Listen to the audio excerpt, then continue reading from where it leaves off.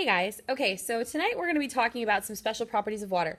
I'm going to be doing notes for you guys on page 87 of your interactive notebook. So that's where you're going to want to put this. And these are the special properties of water. Let's go ahead and write down our essential question. That would be, what properties of water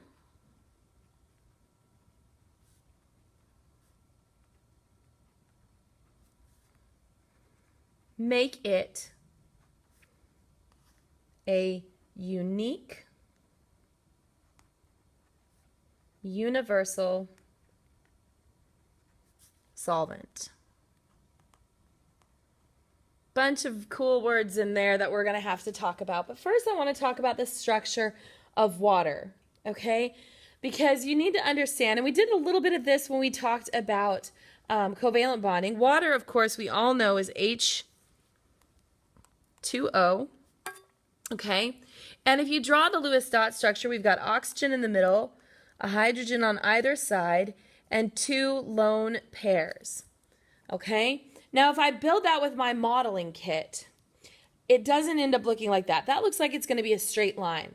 But really, these lone pairs on the top and the bottom make it bend like this.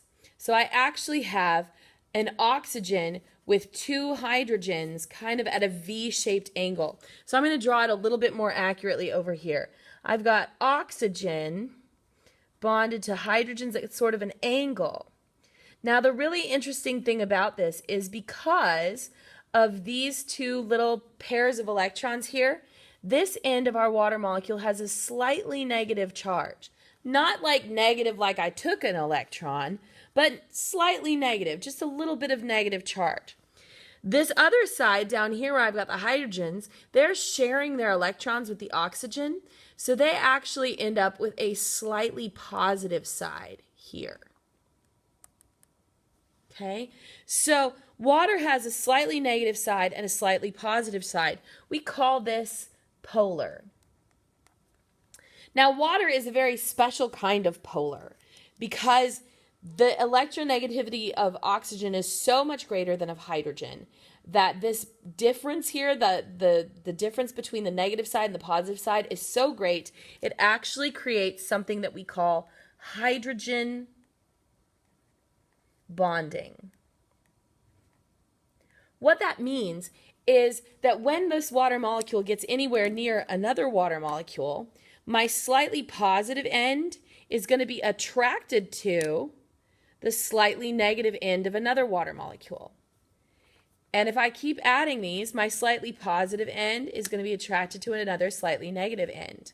And I can keep on doing that, and every time I add another water molecule to this, the attraction is going to be the same. It's going to turn itself around so that the hydrogens of one water molecule are facing the negatively charged oxygen of another water molecule. The other thing that means is, let's say I have an ion. Like, let's say I have a positively charged sodium ion. My water molecules are going to be attracted to that because this has a slight little charge on it. So does this. This slight negative charge of my water is going to be attracted to this slightly positive side of my sodium. And so I'm going to end up with water molecules around this like this. So they're going to try to surround my sodium like this. And of course, they themselves need a little bit of a buffer between them. There we go. So I'm going to end up with all reds facing my sodium, okay? So it's going to try to move itself so that the oxygen is closest to the sodium and the hydrogen side is the furthest away from the sodium, all right? And that's how we get things to dissolve, okay? And that's why we say that water is a good solvent, because it is able to get things to dissolve. So it dissolves ionic things. It also will dissolve polar things, because a polar thing would also have a slightly negative and slightly positive side. So if I mix water with another liquid that's polar, it's going to mix with those two liquids. The only thing it won't dissolve is things that are nonpolar. So now this hydrogen bonding creates a really interesting phenomenon called surface tension. And I want you to imagine it for just a minute, like a big bag full of magnets, right? Okay, I got this big handful of magnets, okay, just like this, and they're all going to stick together. But the ones closest to the top are stuck together more tightly because they're only sticking to the other ones at the top. The ones below are spread out more. You have them attracted in more directions, but the ones on the top are only stuck to these two, and so the attraction is much greater and it's much more difficult to pull that off. And so that's why little water bugs are able to walk on the top of the water. It's because of that surface tension. When you were a little kid taking a bath, did you ever try to put your hands on the top of the water and see how they kind of float there on the top of the water, almost weightless? That's because if you do it just right, nice and flat, you can get your hands to float on that surface tension on the top of the water. Okay? And if you push your hands through the surface of the water, you'll notice that it takes more effort to break through the surface. And once you've broken through the surface, your hands will move through it much more quickly. Okay? That's why a belly flop hurts so bad, is because when you belly flop into the water, your skin has to break through that surface tension. Once you're under the water, it doesn't hurt as much anymore, but that first initial smack into the surface of the water hurts the most because of surface tension. The other thing that's interesting about water is that since it's sticky to itself, it has a property we call cohesion. Okay? Let me write out the word for you so you can see how that's spelled. Cohesion. Hesion is a word that means sticky, okay? Co means with itself. So cohesion means that it will stick to itself.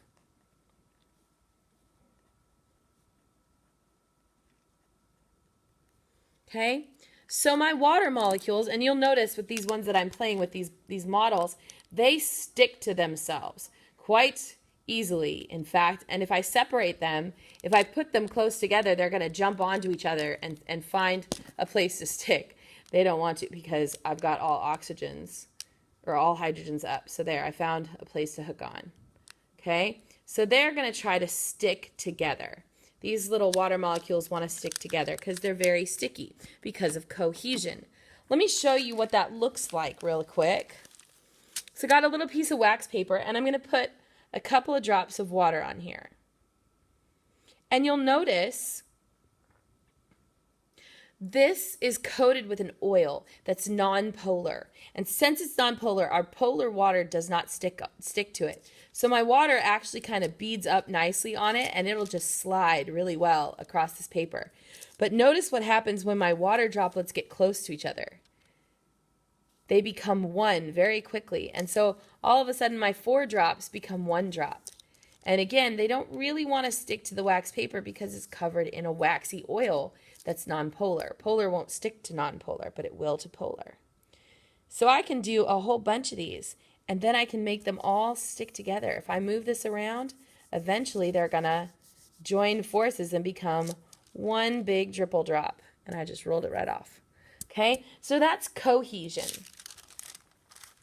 Another property of water is called adhesion.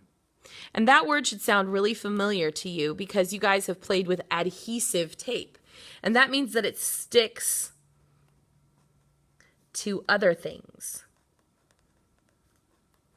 Glass, for example. Water sticks to glass really well. I'm sorry, I spelled that wrong. There we go. Adhesion. A-D-H-E-S-I-O-N. Adhesion. It means it's going to stick to other things. So, for example, we talked earlier in the year about when you're measuring a liquid in a glass graduated cylinder, you have to be careful because it's going to be attracted to the sides of the glass because of adhesion. It's going to stick to the glass, and it creates that meniscus, that little bubble at the bottom. So I want to show you a little bit of adhesion with some of my saran wrap. Okay, it's a little piece of cellophane. Okay, this does not have a waxy coating like the wax paper does. And so this is going to stick more to my cellophane. You'll notice that instead of beating up like it did on the wax paper, that this kind of soaks in more to the cellophane.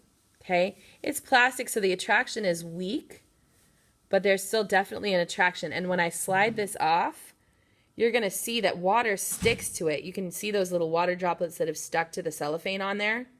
So even though a lot of the water came off because of gravity, some of the water is going to stick. Whereas my wax paper, the water slid right off and there is not really anything left of the water on my wax paper. So adhesion is where it's going to stick to things, and water sticks to a lot of things. Wax simply isn't one of them because it's nonpolar. Okay? One of the cool things about water is it's called the universal solvent because it's able to dissolve both ionic things and polar things. It'll dissolve more substances than any other substance in the world. Okay? And I want to show you just an example of this polar versus nonpolar conundrum. So in this beaker on the right, I have just some plain water. In this beaker on the left, I've got some acetone, which is a nonpolar solvent. Okay? So things that will dissolve in water will not dissolve in acetone. Things that will dissolve in acetone will not dissolve in water. So I have this styrofoam cup, and you might not know this is a nonpolar substance. This is very much a long polymer chain of carbons, very nonpolar. And if I stick this in the water, as most of you probably expected, it floats pretty nicely. Okay? That is not the case with my acetone. You'll notice immediately that my acetone is going to eat right through my styrofoam cup. Okay? It actually can disrupt that polymer chain. And so when I scoop it out, I'm left with this white, gooey stuff. Okay? So, big difference between polar and nonpolar. Okay? Polar will not dissolve something nonpolar.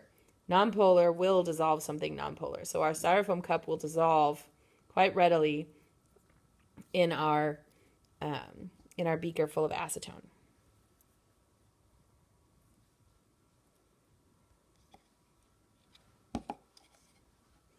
One thing that I think is really one of the most important things about water is its density. Okay? Water has a very special kind of density. And I'm going to use this to kind of show you because you actually already know this. You've observed it many times in your life. So I've got my water right here, and I'm going to show you in the liquid phase, I want you to look at how close together my particles can get. They're nice and close together, right? And they're going to constantly be moving around, sliding past each other. Okay? Now I want you to notice what happens if I slow down that energy. I let the energy kind of stop. And I let my water kind of take its own solid shape. Okay? So there my water has taken its solid shape. And I want you to notice that when my water has taken its solid shape, it's going to form little holes all the way through it. This space is going to fill with air in such a manner that it actually becomes less dense than the liquid form because the particles are actually further apart than they were in their liquid form. Okay? And that, ladies and gentlemen, is why ice floats on the top of water. When you put an ice cube into your glass of water, it stays at the top. Most solids would sink to the bottom if they were placed in a liquid version of themselves. But because of water's special properties, it's going to spread out. It's going to space itself out with these little holes for air. And so actually your solid water is filled with air that makes it float.